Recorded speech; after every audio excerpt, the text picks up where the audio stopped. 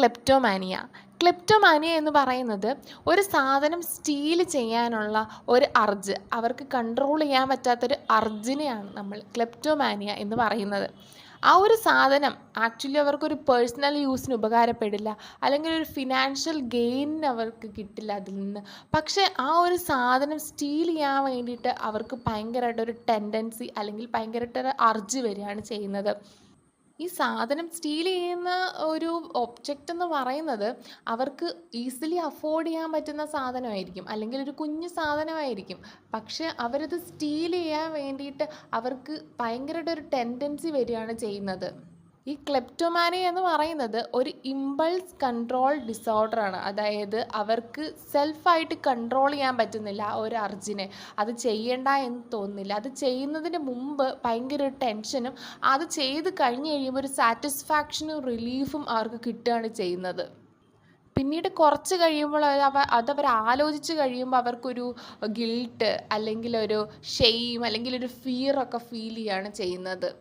പക്ഷെ പിന്നീടും അങ്ങനത്തെ അവസരങ്ങൾ വന്നു കഴിയുമ്പോൾ, അവർക്ക് സ്റ്റീൽ ചെയ്യാനുള്ള അവസരങ്ങൾ വന്നു കഴിയുമ്പോൾ പിന്നീടും അവർ സെയിം സൈക്കിൾ തന്നെ ഫോളോ ചെയ്യുകയാണ് ചെയ്യുന്നത്. ഇപ്പോൾ ഫോർ എക്സാമ്പിൾ പറയുകയാണെങ്കിൽ, ഒരാളൊരു സ്റ്റോറിൽ കയറി.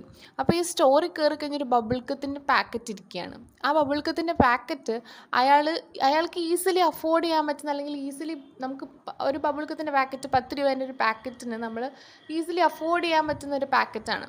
പക്ഷേ എന്ത് ചെയ്യുന്നു, അത് എടുക്കാനുള്ളൊരു എക്സൈറ്റ്മെൻറ്റ്, അല്ലെങ്കിൽ സ്റ്റീൽ ചെയ്യാൻ വേണ്ടിയുള്ളൊരു എക്സൈറ്റ്മെൻറ്റ്, അത് അയാൾക്കൊരു ഇമ്പൾസ് കൺട്രോൾ ഡിസോർഡറാണ്. അതായത് അവർക്ക് സെൽഫായിട്ട് കൺട്രോൾ ചെയ്യാൻ പറ്റുന്നില്ല, അത് സ്റ്റീൽ ചെയ്യാൻ പറ്റാണ്ടിരിക്കുന്നത്.